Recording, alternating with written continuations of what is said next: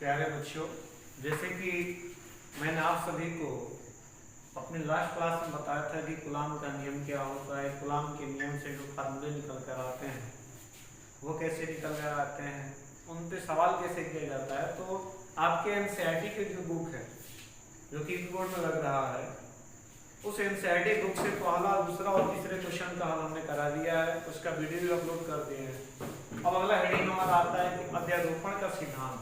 अगर आपसे पूछा जाए कि अध्यारोपण का सिद्धांत क्या होता है, तो देखिए छोटे शब्दों में समझना चाहेंगे तो आप सीधे सीधे बता सकते हैं कि जब कोई आवेश हो और उस आवेश के आसपास और भी आवेश हो, तो किसी एक आवेश पर अन्य आवेशों के द्वारा लगने वाला जो बल होता है, उनके परिणामी जो होते हैं अन्य आवेशों के योग के, मतलब जो बल लगाते हैं योग के सदिश योग के, मतलब जो सदिश उनका योग होता है उसके बराबर होता है। तो देखिए इसके बारे में थोड़ा हम समझेंगे।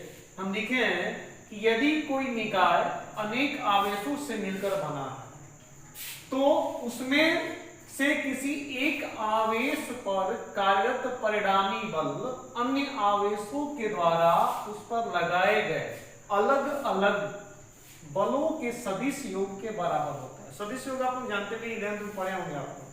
कहने का मतलब यह है कि जैसे मान ले कि एक हमारा आवेश यहाँ पर है, एक हमारा आवेश क्या है यहाँ पर, मान लेते ये Q1 है, ये हमारा Q2 है। एक मान लेते हैं कि एक आवेश यहाँ Q3 है, और एक हम मान लेते हैं कि एक आवेश हमारा क्या है, यह Q0।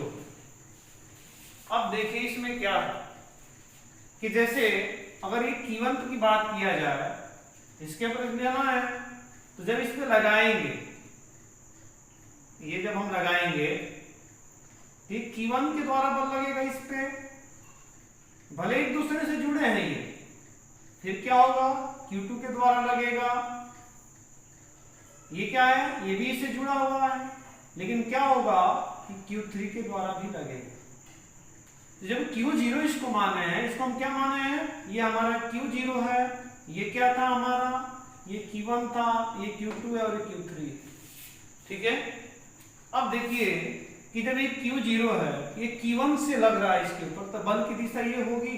इसके लिए क्या लिखेंगे, F, इसको क्या लिखेंगे 0,1, क्या लिखेंगे, इसको 0 लिखा जाता है। अभी पूछा जाएगा 0 क्यों लिखते हैं, तो 0 कहने का मतलब यह है कि जो आपके Q1 से जो बल लग रहा है, किस पे लग रहा है, Q0 की तरफ लग रहा है, इसलिए हम इसको क्या लिखेंगे, Q1 से Q0 के लिए F01, Q2 से लग रहा है तो इसके लिए क्या लिखेंगे, F02, Q3 से लग रहा है तो इसके लिए लिखेंगे F03। ये इस प्रकार से बल लगता है।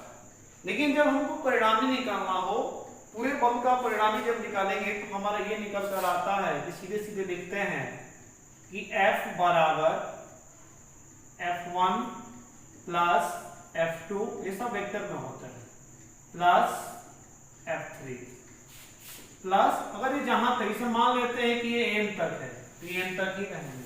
कोई जरूरी नहीं है कि एक आवेश है, दो आवेश है, तीन आवेश है, ये कोई जरूरी नहीं होता है। तो इसमें आपके सूत्र सिद्ध करने के लिए नहीं आता है, लेकिन फिर हम इसको बताएंगे। आपको बस ये लिखने के लिए आता है कि अध्यारोपण का सिद्धांत इसे कहते हैं। तो आपको याद रखना है कि यदि कोई निकाय अनेक आवेशों से मिलकर बना है, देखिए अनेक आवेश हैं, अनेक आवेशों से मिलकर बना है, तो उसमें से किसी एक आवेश पर कार्यरत परिणामी बल, एक आवेश पर जैसे Q0 पर Q1 भी लगा रहा है, Q2 भी लगा रहा है, Q3 भी लगा रहा है, सबके सब लगा रहे हैं।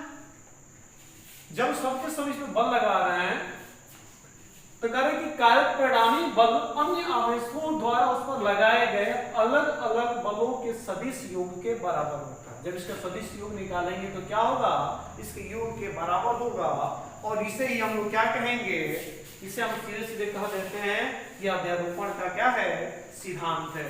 ठीक है, आइए देखते हैं आगे क्या है। अब हम देखेंगे कि बहुल आवेशों के मध्य बल कैसे कार्य करते हैं। जैसे अध्यारोपण का सिद्धांत होता है उसी के सिद्धांत में इसको हम देखेंगे। जैसे हम दिए है कि माना कि निकाय n आवेश कितने भी हो सकते हैं, Q1 Q2 Q3 dot dot dot. इसमें Q1 Q2 Q3 के सापेक्ष Q0 की स्थिति वेक्टर R01 R02 R03 प्रगति है। अब देखिए कहने का मतलब क्या है, यह हमारा हम मान लेते हैं कि Q0 है। क्या है? Q0 है।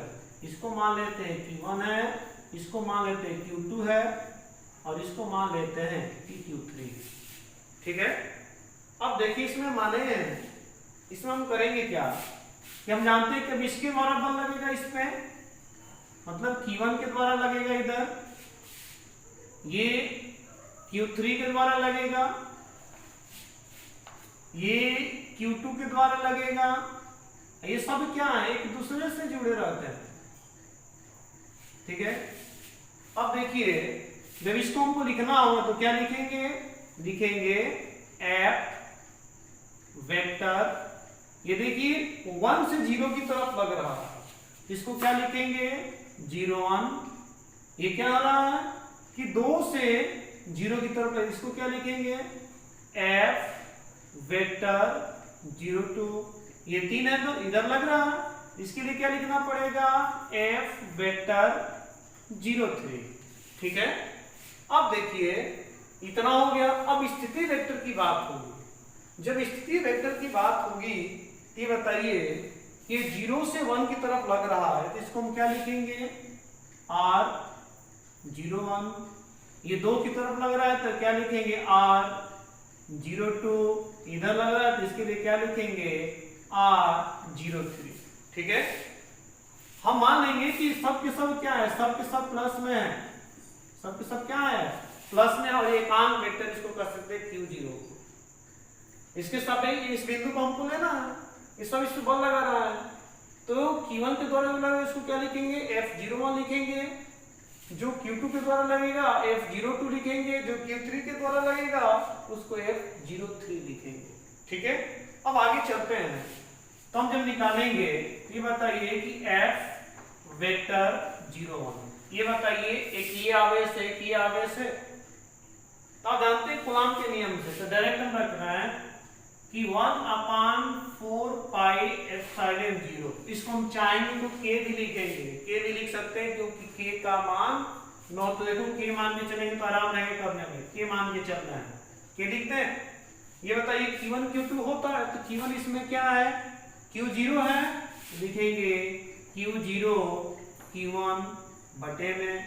ये बताइए इसका क्या है, ये स्थिति वेक्टर R01 है तो लिखना पड़ेगा R01 का स्क्वायर।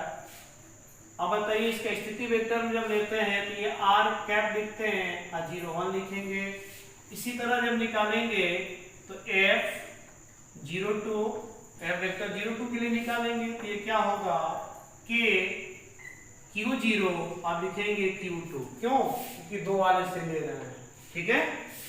बटे में क्या होगा R02, ये वाला लेंगे, इसका क्या होगा स्क्वायर होगा, ये R कैप 02 हो जाएगा।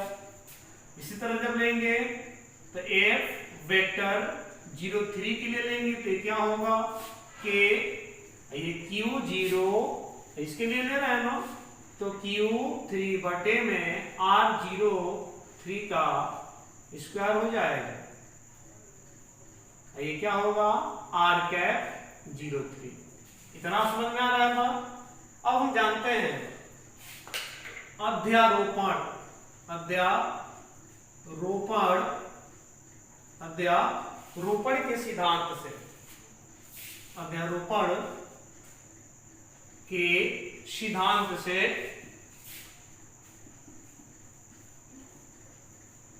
अध्यारोपण का सिद्धांत क्या कहता है, हम बताए थे कि F वेक्टर जो होता है F vector 01 plus F vector 02 plus F vector 03, और इस तरह आपका क्या होगा यदि आगे है तो आगे भी ऐड करते जाएंगे। ठीक है। अब आगे चलेंगे इसमें, तो जब सबका आप मान रखोगे मतलब F के बराबर निकालना है तो F0 के बराबर निकालना तो सबका योग करना पड़ेगा। तो लिखेंगे तो हमारा क्या हो जाएगा, नीचे दिखाई देगा ना। देखिए अब F के बराबर हमको लिखना है ना, तो जब F के बराबर लिखेंगे तो लिखेंगे कि F वेक्टर बराबर F01 का मान कितना है, ये रखें, लिखना पड़ेगा कि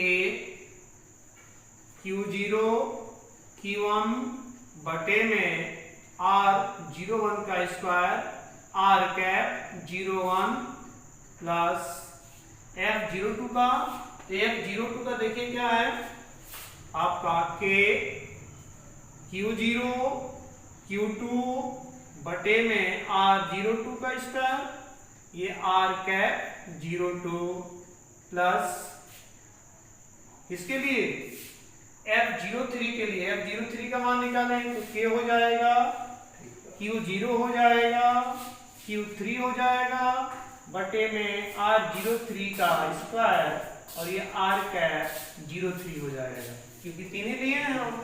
अब थोड़ा आगे चलेंगे इसमें, तो हम सबको क्या करेंगे देखेंगे इसमें क्या चीज कॉमन है। सबसे पहले बात क्या आती है कि कॉमन लेने वाली चीज क्या है, तो देखिए इसमें लिखेंगे F वेक्टर बराबर, समय देखिए के दिख रहा है आपको, के कॉमन हो जाएगा पहले। उसके बाद आपको देखिए Q0 दिख रहा होगा सब में, तो Q0 भी क्या कर देंगे हम लोग, कॉमन कर देंगे, ठीक है। अब देखिए इसमें बचा है क्या, इसमें Q1 अपन R01 का स्क्वायर R कैप 01 बचेगा, पूरा इसको हम लोग लिख ले थोड़ा, जब लिखेंगे तो हमारा बचेगा इसमें क्या Q1 बटे में R01 का स्क्वायर R कैप 01 प्लस इसमें देखिए Q2 बचेगा, इसमें Q2 बटे में R02 का square R cap 02 plus Q3 बटे में R03 का स्क्वायर R कैप 03, अब प्लस आगे जो रहेगा तो लेंगे लेकिन इतना ही है, ठीक है। अब थोड़ा देखते हैं कि इसको हम क्या करें, सिग्मा के तौर पे लिखेंगे। तो सिग्मा के तौर पे लिखने के लिए आप सीधे सीधे लिखेंगे F वेक्टर बराबर K Q0, क्या लिखेंगे K Q0, और इन सबको एक जगह लिखना हो तो हम लिख सकते हैं कि सिग्मा, अब देखिए कहां से स्टार्ट हो रहा है, 1 से स्टार्ट हो रहा है ना, इसके लिए हम करते क्या है, जब सिग्मा लेते हैं तो लिखते हैं कि Q I बटे में, थोड़ा देखते हैं, रुकिए एक मिनट, हो गया। अब देखिए इसमें हम लिखे हैं कि Q I बटे में, इसको लिखेंगे तो R0I का स्क्वायर हो जाएगा। अब इसमें बात आता है कि I और R का मीटर आता है, अब कहां से कहां तक लेना है, तो एक लिमिट लेते हैं। लिमिट लेने के लिए हम क्या करते हैं, तो लिखा जाता है कि I बराबर 1। अच्छा, I बराबर 1 लिखने का मतलब क्या, इसको 1 से लिया जा रहा है, और कहां तक लिया जा रहा है, यहां लिखेंगे ये आपका हो जाएगा n तक। पूछा जाएगा कहां तक लिया जाता है, क्या बताएंगे, वह n तक लिया जा रहा है 1 से, ठीक है। ये चीज आपका क्या है, इसमें सिद्ध हुआ। और इसमें देखेंगे कि एक चीज और है कि जो हम कैप लगाते हैं तो ये इसके साथ लिख सकते हैं R कैप 0I लिखेंगे, क्योंकि ये भी क्या है, इसको भी कोई निश्चित नहीं है कि कहां तक ले जाना, लेकिन हमको लेना कहां है, हम लोग 1 से ले रहे हैं, इसलिए हम उसमें क्या करेंगे, I लिखेंगे। अब हमारा ये क्या हुआ, फार्मूला ये सिद्ध हुआ, ठीक है। अब थोड़ा चलेंगे, इसके एक उदाहरण करेंगे, आइए इसको थोड़ा मिटाते हैं और फिर आगे हम सवाल कैसे आते हैं, किस प्रकार से किए जाते हैं। देखिए लिखा इसमें कि दो बिंदु आवेश, देखिए क्वेश्चन है आपका, ये एग्जाम में आ चुका है, कह दो बिंदु आवेश 9E और E एक दूसरे से 16 सेंटीमीटर दूरी पर स्थित हैं, कह इनके बीच एक आवेश Q कहां रखा जाए कि वह संतुलन में हो। कहने का मतलब ये दो आवेश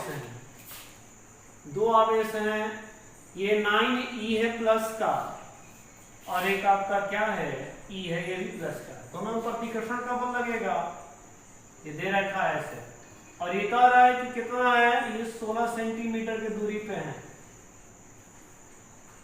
इनके बीच में एक आवेश Q को रखना है, Q को रखना है। Q को कहां रखा जाए? मान लेते हैं कि Q को यहां रखा जाता है, Q को यहां रखा जाता है। ये बताइए पूरा जब 16 है, ठीक है, तो मान लेते हैं कि 9e से Q के बीच की जो दूरी है वह कितना है, x है। क्या मान लें, x मान लें। कहां से, 9e से Q के बीच की दूरी क्या मानेंगे, x मानेंगे। ये बताइए कि E से Q की दूरी कितनी हो जाएगी, तो 16 माइनस x हो जाएगी। बात समझिए क्या कर रहा है। इसमें दो आवेश दिए गए हैं, दो आवेश दिए गए। ये बताइए दोनों में प्रतिकर्षण का बल लगेगा जब समान प्राकृतिक के दोनों पॉजिटिव रहते। इनके बीच की दूरी 16 सेंटीमीटर दे दिया और कह रहा है कि इनके बीच Q को कहां रखा जाए, Q को कहां रखा जाए कि ये क्या हो, संतुलन में हो दोनों के दोनों। तो हम इसमें ये करेंगे, लिखेंगे कि माना आवेश Q को, देखिए लिखते हैं यहां पे, माना आवेश Q को 9e से x दूरी पर रखा जाता, ठीक है। जब इसको रखेंगे तो देखिए इसमें क्या होता है,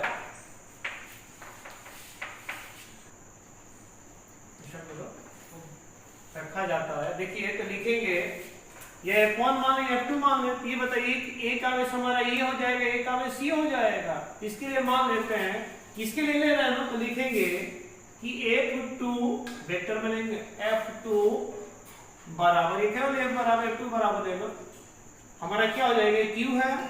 ये बताइए K वाला मान रखेंगे तो K वाला मान क्या होता है, 1/4 पाई एप्सिलॉन 0 होता है।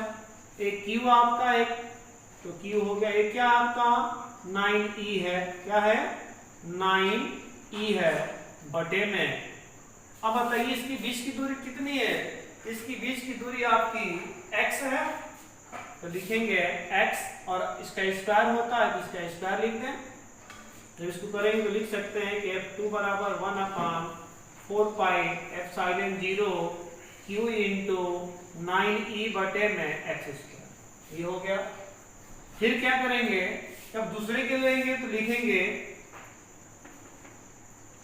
F1 बराबर 1/4 पाई एप्सिलॉन 0। अब देखिए ये Q लेंगे और E लेंगे ना, इसके लिए जब करेंगे तो हमारा क्या होगा, Q इंटू E बटे में। अब इनके बीच की दूरी कितनी है बाबू, 16 माइनस x है, तो लिखेंगे 16 माइनस x का स्क्वायर। ये हमारा हो गया। अब अध्यारोपण संतुलन की स्थिति में क्या होना चाहिए, तो आपको याद रखना है कि संतुलन की स्थिति में, किसकी स्थिति में, उसमें लिखा है कि संतुलन में होंगे। तो संतुलन की स्थिति में क्या होगा, संतुलन के लिए, संतुलन में जब लेंगे तो हमारा F2 जो होगा ये F1 के बराबर होगा, तभी तो संतुलित होगा। अब देखिए जब F1 के बराबर F2 रखेंगे तो ये बताइए कि F2 का मान इतना निकाले हैं और F1 का मान इतना निकाल रहे हैं, तो F2 का मान क्या है, 1/4 pi epsilon 0 Q into 9e, Q into 9e बटे में x का स्क्वायर बराबर। अब देखिए F1 का मान रखेंगे, F1 का मान क्या है, 1/4 pi epsilon 0 Q into E बटे में इस 16 माइनस x का स्क्वायर है, क्या है 16 माइनस x का स्क्वायर है। ये बताइए इसे ये कट जाएगा पूरा का पूरा, इसे ये कट गया, 1/4 पाई एप्सिलॉन 0 से 1/4 पाई एप्सिलॉन 0 कट गया, Q से Q कट गया या E से E कट गया। अब देखिए 9/x², ये क्या है 9/x² बराबर, यहाँ क्या बचेगा 1/, ये क्या है 16 माइनस x का होल स्क्वायर है ना, तो 16 माइनस x का होल स्क्वायर। ये बताइए 9 लिखा है तो इसको हम लिख सकते हैं 3 का स्क्वायर, बटे में x का स्क्वायर। इसको 1 का स्क्वायर 1 ही होता है, लिख सकते हैं कि 1 का स्क्वायर बटे में 16 माइनस एक्स का होल स्क्वायर। ये बताइए इसका स्क्वायर कट गया, ये क्या हो जाएगा 3/x बराबर 1/16 माइनस एक्स हो जाएगा। इसका इसमें गुणा, इसका इसमें गुणा करेंगे, ये बताइए कि x बराबर 16 48 माइनस कितना हो जाएगा 3x हो जाएगा। 3x इधर लाएंगे तो x प्लस 3x बराबर 48 हो गया। 3x 4x हो जाएगा, 48 हो जाएगा। इसको जब करेंगे तो x बराबर 48 बटे में 4 हो जाएगा। जब इसको कटाएंगे तो 16 4 एकम में 4 हो जाएगा, 4 दूनी 8 हो जाएगा। तो x बराबर 12 आपका निकल कर चला आएगा। अर्थात कहने का मतलब ये है कि इसको 12 सेंटीमीटर दूरी पर रखा जाएगा इस क्यूब को, तब जाकर दोनों के दोनों आपस में क्या होंगे, संतुलित होंगे। आइए इस पे आधारित एक और क्वेश्चन देखेंगे, देखते हैं क्या। आइए देखते हैं उदाहरण नंबर 2 क्या है आपका। उदाहरण नंबर 2 देखा जाए तो लिखा है कि दो बिंदु आवेश 9e और 4e एक दूसरे से r, ये r है, क्या है ये r है, r सेंटीमीटर दूरी पर स्थित है। इनके बीच एक आवेश q रखा जाए। कहाँ रखा जाए, ठीक है ना, कहाँ रखा जाए कि वह संतुलन में हो। कहने का मतलब ये है कि जैसे हमारा ये क्या है, ये 9e है और ये क्या है 4e है, ठीक है। इनके बीच की दूरी तो दिया है, वो कितना दिया है r दिया है, इनके बीच की दूरी r दिया है। अब पूछ रहा है कि q जो एक आवेश है इसको इनके बीच कहाँ रखा जाए कि ये 9e और 4e जो आवेश है संतुलन में रहे। तो देखिए मान लेंगे कि इस 9 से इसको कहाँ रखा जाता है, x दूरी पर q को रखा जाता है। कितनी दूरी पे, x दूरी पे। इसके बीच की दूरी कितनी हो जाएगी, इसके बीच की दूरी r माइनस x हो जाएगी। ये बात याद रखना है, क्या हो जाएगा r माइनस x हो जाएगा। तो लिखते हैं क्या, लिखते हैं माना आवेश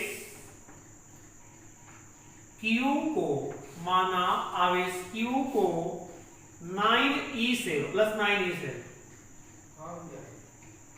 x दूरी पर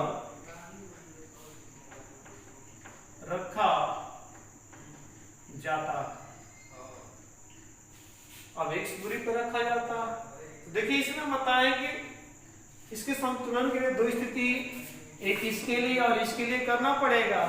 तो लिखेंगे क्या, हम F2 निकालेंगे, F2 बराबर 1/4 पाई एप्सिलॉन 0, ठीक है।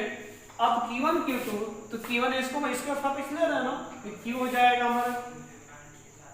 उसके बाद क्या लेंगे, इंटू 9e, अब बटे में इसके बीच की दूरी कितनी है, x है, x का स्क्वायर हो जाएगा।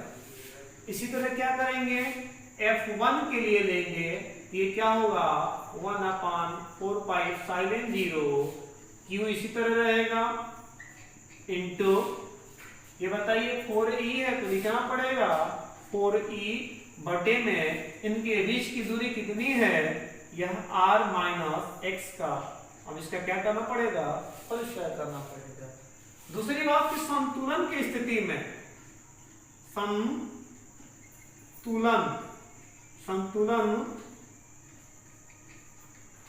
संतुलन के लिए लिख देते हैं। संतुलन के लिए क्या होगा, हमको लिखना पड़ेगा कि F2 बराबर F1, यह स्थिति होनी चाहिए। अब रख के देखते हैं, F2 का मान हमारा है 1/4 pi epsilon 0 Q into 9e बटे में x का क्या है स्क्वायर, ये वाला बराबर। अब बताइए F1 वाला कितना निकाले, 1/4 पाई एप्सिलॉन 0, ये आपका Q है इंटू 4e बटे में कितना है r माइनस एक्स का whole square, r minus x का होल स्क्वायर। अब देखिए इससे ये कट जाएगा 1/4πε0 1/4πε0 कट जाएगा। ये बताइए Q से Q कट जाएगा, E से E कट जाएगा, ये बचेगा क्या कि 9/x² बराबर यहाँ बचेगा 4/r-x का होल स्क्वायर बचेगा।